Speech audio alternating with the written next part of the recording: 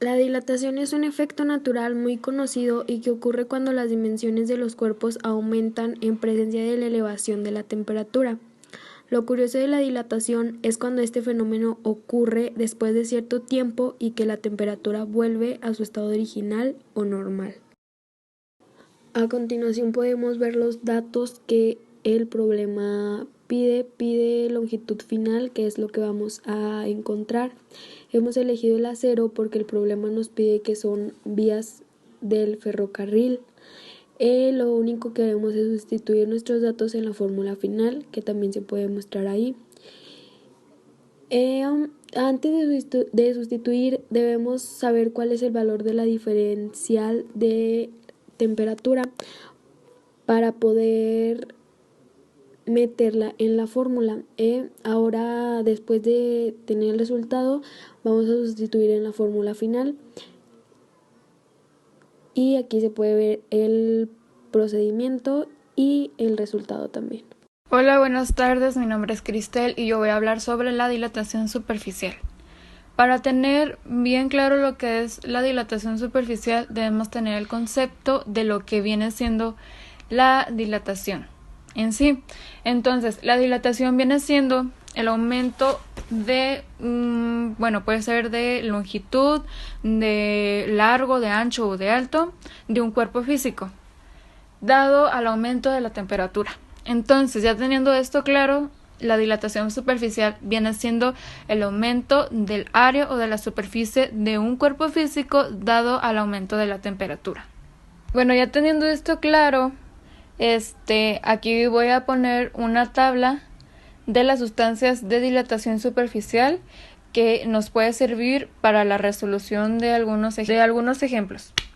Entonces, ya tomando en cuenta la siguiente información, la información que ya se mencionó, vamos a solucionar un problema que viene aquí.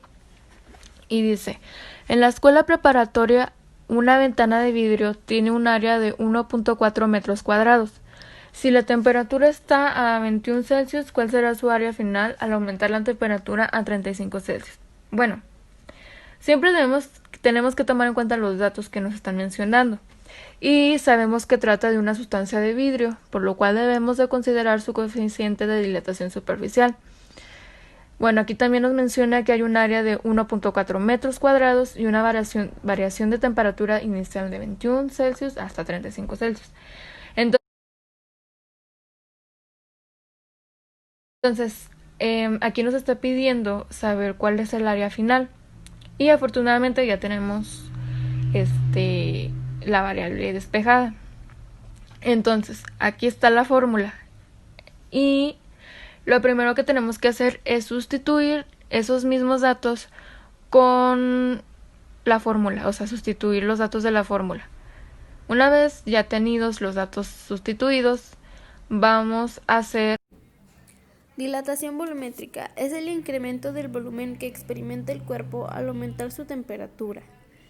Esta misma ocurrió de forma análoga a la de la dilatación lineal, por lo tanto podemos tener las siguientes ecuaciones como las podemos ver en el recuadro de abajo.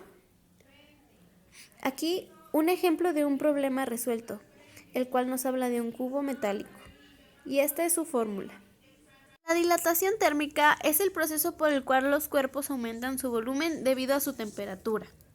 Al momento de calcular la dilatación de un objeto físico, se debe tomar en consideración que dependiendo del cambio de temperatura, dicho objeto puede aumentar o contraer su tamaño.